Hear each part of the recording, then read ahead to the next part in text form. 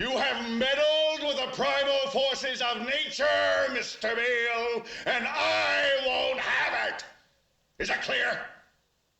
You think you've merely stopped a business deal. That is not the case. The Arabs have taken billions of dollars out of this country, and now they must put it back. It is ebb and flow, tidal gravity. It is ecological balance.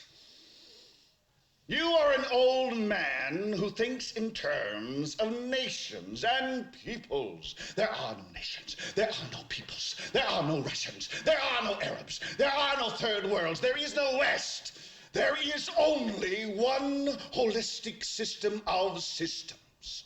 One vast and immane, interwoven, interacting, multivariate, multinational dominion of dollars. Petrodollars, electrodollars, multi-dollars, Reichmarks, rims, rubles, pounds, and shekels. It is the international system of currency which determines the totality of life on this planet. That is the natural order of things today. That is the atomic and subatomic and galactic structure of things today. And you have meddled with the primal forces of nature. And you will atone. Am I getting through to you, Mr. Beale? You get up on your little 21-inch screen and howl about America and democracy. There is no America. There is no democracy. There is only IBM and ITT and AT&T and DuPont, Dow, Union Carbide, and Exxon. Those are the nations of the world today. What do you think the Russians talk about in their councils of state? Karl Marx? They get out their linear programming charts, statistical decision theories, Minimax solutions, and compute the price-cost probabilities of their transactions and investments, just like we do. We no longer live in a world of nations and ideologies, Mr. Beale. The world is a college of corporations, inexorably determined by the immutable bylaws of business.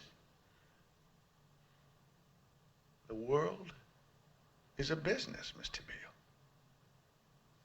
It has been since man crawled out of the slime. And our children will live, Mr. Beale, to see that perfect world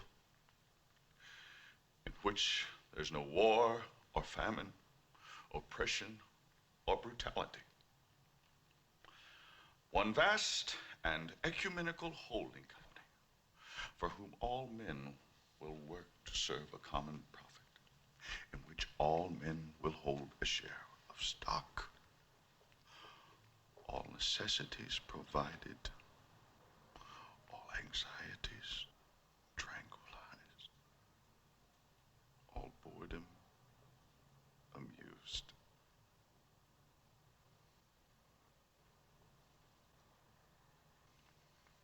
And I have chosen you, Mr. Beale, to preach this evangel. Why me? Because you're on television, dummy. 60 million people watch you every night of the week, Monday through Friday.